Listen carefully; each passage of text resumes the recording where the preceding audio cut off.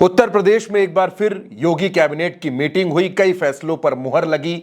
योगी आदित्यनाथ ने 11 एजेंडों पर अपनी सहमति जताई, लेकिन खबर यह नहीं है। खबर यह है दोस्तों कि उत्तर प्रदेश के उप मुख्यमंत्री केशव प्रसाद मौर्य एक बार फिर कैबिनेट की मीटिंग से गायब रहे।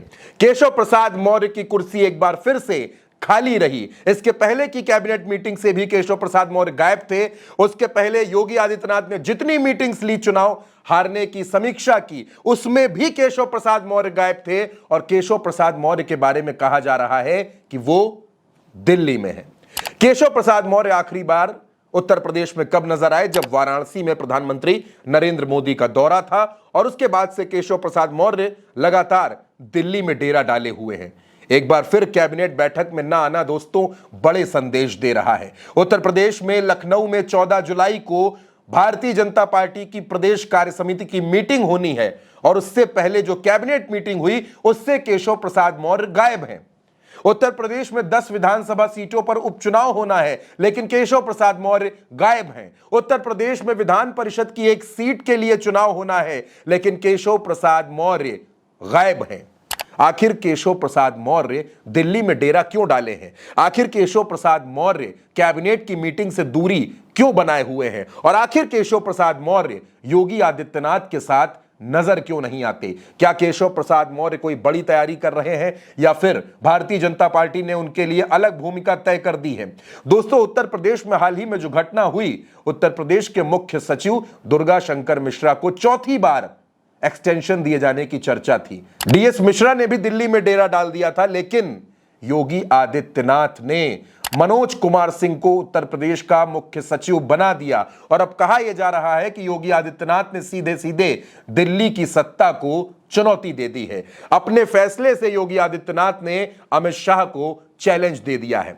दोस्तों, मुख्य सचिव की नियुक्ति में केंद्र सरकार की बड़ी भूमिका होती है, लेकिन अगर किसी मुख्य सचिव को एक्सटेंशन दिया जाना है तो उसके लिए राज्य सरकार केंद्र सरकार को चिट्ठी लिखती है। यानी राज्य सरकार की तरफ से चिट्ठी भी नहीं लिखी गई, और उत्तर प्रदेश में योगी आदित्यनाथ ने अपने करीबी, अपने भरोसेमंद अधिकारी मनोज सिंह को मुख्य सचिव बना दिया है। अब लखनऊ के गलियारों की जो खबरें हैं उसके मुताबिक कई अधिकारियों पर मनोज सिंह की नजरें टेढ़ी हो गई हैं। कई अधिकारियों का ट्रांसफर हो सकता है, कई के विभाग छीने जा सकते हैं। यानी उत्तर प्रदेश में आने वाला हफ्ता बेहद अहम होने वाला है। और जब समय इतना अहम है, इतना जरूरी है, ऐसे वक्त में उत्तर प्रदेश के उप मुख्यमंत्री केशव प्रसाद मौर्य लखनऊ से नदारद हैं। केशव प्रसाद मौर्य सरकार की अहम मीटिंगों से गायब हैं। वो कैबिनेट मीटिंग्स तक में नहीं आ रहे हैं, जबकि वो उत्तर प्रदेश के उप मुख्यमंत्री हैं। केशव प्रसाद मौर्य को लेकर तरह तरह की चर्चाएं चल रही हैं। चर्चाएं उनके प्रदेश अध्यक्ष बनने की भी हैं, चर्चाएं उनके राष्ट्रीय अध्यक्ष बनने की भी हैं, लेकिन कहा यह जा रहा है कि उत्तर प्रदेश में इतनी ज्यादा अड़चने हैं कि केशव प्रसाद मौर्य पहले उन्हें ठीक करना चाहते हैं। दोस्तों, ध्यान रखिए, उत्तर प्रदेश में जितिन प्रसाद ने पीडब्ल्यूडी मंत्री पद से इस्तीफा दे दिया है, लेकिन अभी तक पीडब्ल्यूडी विभाग खाली पड़ा है। वो विभाग का मंत्री कौन होगा किसी को नहीं पता। यानी उत्तर प्रदेश की सियासत को अगर आप समझेंगे तो यहां ऊहापोह की भी स्थिति है, और बहुत जल्द उत्तर प्रदेश में कुछ ऐसे फैसले होंगे जो चौंका देंगे। कहा तो यह जा रहा है कि 14 जुलाई के बाद कुछ ऐसे फैसले होंगे कि उत्तर प्रदेश में भाजपा अपने संगठन में भी बड़े बदलाव करेगी, और सरकार के स्तर पर भी कई बड़े बदलाव होंगे। कई मंत्रियों की छुट्टी होने की भी खबर है। लेकिन दोस्तों, एक तरफ जहां ब्रजेश पाठक लगातार सभी मीटिंग्स में नजर आ रहे हैं, केशव प्रसाद मौर्य किसी मीटिंग में नजर क्यों नहीं आते? क्या केशव प्रसाद मौर्य वाकई नाराज हैं,